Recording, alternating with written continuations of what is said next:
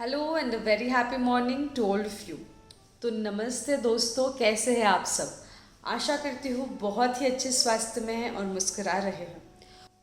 तो दोस्तों, आज का ये जो वीडियो है वो एक मेरी कमेंट किया था मेरे एक फॉलोअर ने, और उस कमेंट को मैं रिप्लाई कर रही हूँ। कमेंट कुछ इस तरह से है कि क्या कैलकुलस हटाना या आई मीन टीथ क्लीनिंग करने पर भी लूज टीथ हो सकते हैं और हमें क्या करना चाहिए। और फिर उन्होंने कुछ प्रिकॉशंस और टिप्स मांगे हैं क्योंकि उनके दांत इस तरीके से हिलने लगे हैं।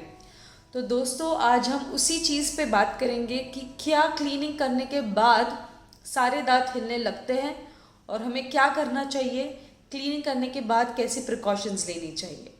नमस्ते दोस्तों, आप सबका स्वागत है मेरे इस शो टीथ टॉक थर्सडे में, और मैं हूँ डॉक्टर मानसी शाह। आज हम बात करेंगे टीथ क्लीनिंग पे। तो सबसे पहले हम जान लेते हैं कि टीथ क्लीनिंग होता क्या है। टीथ क्लीनिंग एक प्रोफेशनल ट्रीटमेंट है जहाँ पे हम पूरे दांतों की सफाई करते हैं। प्रोफेशनली एक अल्ट्रासोनिक स्केलर या फिर हैंड स्केलर से आपके दांतों पे जमी हुई एक पीली परत या फिर जो कठिन पीली परत है जिसे हम कैलकुलस कहते हैं, उसे हटाने का काम हम करते हैं। तो जब हम ये करते हैं, कभी कभार ये कैलकुलस अगर आपके दांतों पे बहुत ज़्यादा जमा हुआ रहता है, जैसे कि इस वीडियो में आप देख सकते हैं, तो जब इस तरीके का क्लीनिंग हम करते हैं तब ऐसे हो सकता है कि दांतों में स्पेसेस या गैप्स आपको लगे कि बढ़ गए हैं। पर क्या सच में दांत कम हो रहा है? नहीं, दांत नहीं कम हो रहा है। यहाँ पे जो हो रहा है वो है दांतों की सफाई। दांतों पे जो ऊपर आया हुआ परत है, जो गंदा कचरा जम गया है, उसे हम हटा देते हैं और फिर ऐसे लगता है कि आपके दांत खाली खाली हो गए हैं। बहुत बार ऐसे हो सकता है कि ये जो कचरा है या ये जो कैलकुलस है वो आपके दांतों को पकड़ के बैठा है, एक उसने खुद का एक ब्रिज बना लिया है। तो जब हम ये हटा देते हैं तो चांसेस है कि आपको लगे कि दांत लूज हो गए हैं।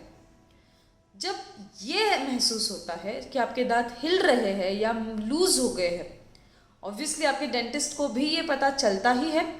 बट अगर नहीं हो रहा है, उनको पता नहीं चल रहा है या कुछ दिन बाद ट्रीटमेंट के ये हो रहा है, तो हमें डेंटिस्ट के पास जाके उनको ये बताना है और उसका जो ट्रीटमेंट है, यानी स्प्लिंटिंग करके लेना या फिर दांत को कुछ दिन सपोर्ट रखना, ये ट्रीटमेंट हम कर सकते हैं। स्प्लिंटिंग ये एक ऐसी ट्रीटमेंट है जहाँ पे हम एक छोटी सी तार दांतों पे लगाते हैं और दांतों को पकड़ के रखते हैं। अब अगर आपके दांतों के मसूड़े और हड्डियाँ काफ़ी नीचे चली गई हैं, बहुत लेवल तक अगर वो नीचे चली गई हैं, तो हमें उस तार को बहुत समय तक रखना पड़ता है कि जब तक आपके मसूड़े पूरी तरह से हील ना हो जाए।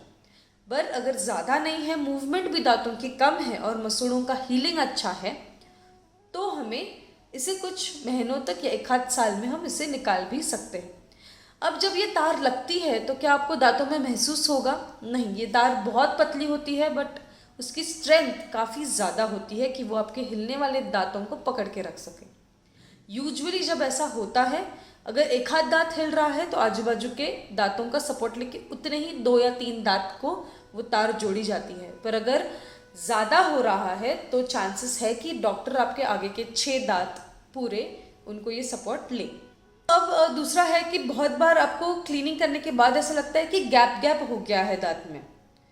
तो ये जो गैप्स है वो भर के निकलते हैं, उससे थोड़ा टाइम लगता है। जैसे हमारे नॉर्मल दांतों में ये कचरा जमते जमते उसने गैप्स क्रिएट कर दी है, हमारे मसूड़े हड्डियों को अफेक्ट किया है और वो नीचे गए हैं, वैसे मसूड़े हड्डियाँ बनने में, वापस ऊपर आने में टाइम लग सकता है। पर अगर आपके दांत हिल नहीं रहे हैं और ये गैप्स काफ़ी दिनों से आपके मुंह में हैं, तो उसके लिए अलग अलग सर्जरीज है जहाँ पे हम गम्स को उठा के उनके ओरिजिनल पोजीशन पे लाके सिला देते हैं और फिर कुछ महीनों बाद वहाँ के जो टाँके हैं वो निकल जाते हैं और फिर ये गम्स, ये जो गैप आपके दांतों में आपको महसूस हो रही है, वो कम हो सकती है।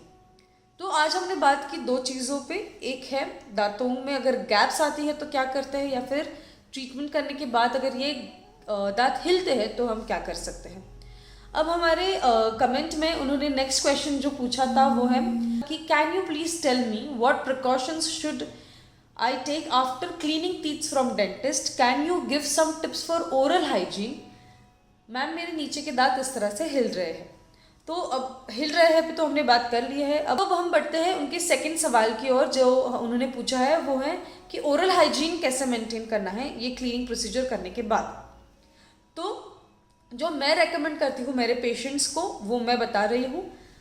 प्रॉपर ब्रशिंग, वीडियो का लिंक मैं यहाँ पे ऊपर आपको नज़र आता होगा, उस हिसाब से आपने सही टेक्निक से ब्रश करना है। दो दांतों के बीच की सफाई रखनी है। तो वो दो दांतों के बीच की सफाई हम एक तो इंटरडेंटल ब्रश या फिर फ्लॉसर, ये दो चीज़ों का इस्तेमाल करके हम दो दांतों के बीच की सफाई अच्छे से कर सकते हैं। उसका भी वीडियो यहाँ पे है, आप ज़रूर ये दोनों वीडियो देखें कि कैसे अच्छे से ब्रश करते हैं और कैसे दो दांतों के बीच की सफाई हम रखते हैं। ये अगर टेक्निक्स आप फॉलो करते हैं, मैं आपको अच्छे से मैं आपको श्योर शॉट कह सकती हूँ, आपको गारंटी दे सकती हूँ कि आपके मुंह में कैविटीज़ होने का प्रमाण बहुत कम हो जाएगा और ये जो प्लाक फॉर्म हो रहा है, ये जो गंदगी फॉर्म हो रही है, वो भी कम हो जाएगी। अब ये जो आप ट्रीटमेंट कर रहे हैं, तो पहला है ब्रशिंग। तो आपको रूटीन कैसे फॉलो करना है कि हम उस टेक्निक से, सही टेक्निक से ब्रश करें। दूसरा, दो दांतों के बीच में सफाई करें और सही टेक्निक से फ्लॉस करें। तीसरा, माउथ वॉश का इस्तेमाल करें। यूजुअली दांतों की सफाई होने के बाद एवरी डे सुबह और शाम माउथ वॉश का इस्तेमाल करें कि आपके बैक्टीरिया सारे गुड बैक्टीरियाज डेवलप हो और बैड बैक्टीरियाज का नाश हो। फिर माउथ वॉश का इस्तेमाल जैसे आपके डेंटिस्ट ने अगर आपको कोई रिकमेंडेशन दिया है तो उसी तरह से इस्तेमाल करें, या फिर उसके बाद हफ्ते में 2 बार इस्तेमाल करें तो भी सफिशिएंट है। बट मैं सजेस्ट करती हूँ कि डेंटिस्ट रिकमेंडेड यूसेज ही माउथ वॉश का करें। बहुत छोटे बच्चों को माउथ वॉश का इस्तेमाल ना करें। ये 3 चीज़ें आप अगर अच्छे से आपके ओरल हाइजीन में फॉलो करते हैं तो सबसे बेस्ट रहेगा। फिर उसके बाद आता है कि आपके मसूड़े जो अब इस ट्रीटमेंट के बाद थोड़े से हिल रहे हैं दांत या फिर गैप्स हो रही है, तो मसूड़ों को कैसे इम्प्रोवाइज करें। तो गम्स का मसाज करें, गम्स के मसाज से बेटर हेल्थ उनकी होगी। दूसरा है डाइट में विटामिन ए और सी का इंटेक बढ़ा दें। ए और सी विटामिन बहुत इंपॉर्टेंट होता है हमारे स्किन के लिए।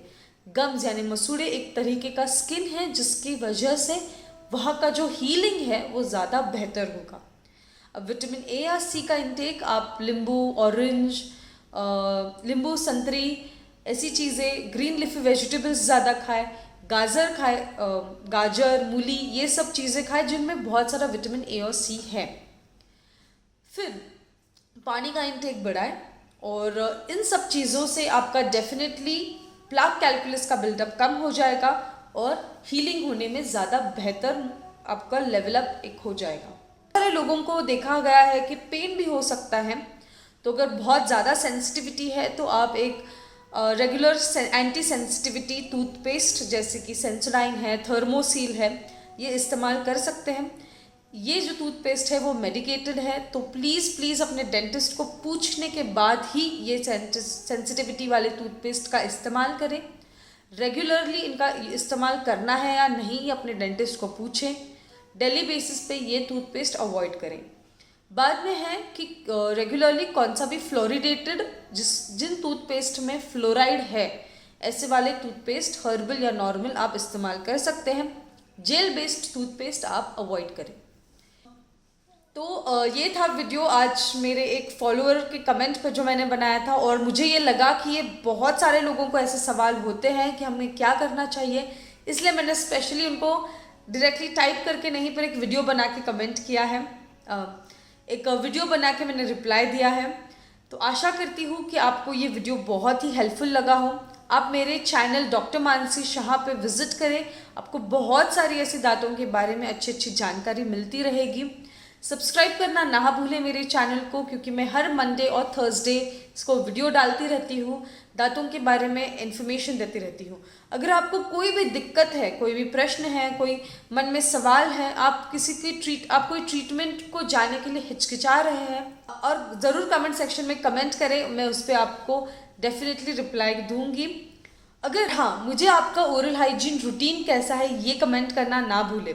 कि आपको ये रूटीन फॉलो करना, सुबह और शाम ब्रश करना मुश्किल जा रहा है, तो मैं डेफिनेटली आपसे बात करूँगी और ये प्रॉब्लम सॉल्व करने में आपकी मदद करूँगी।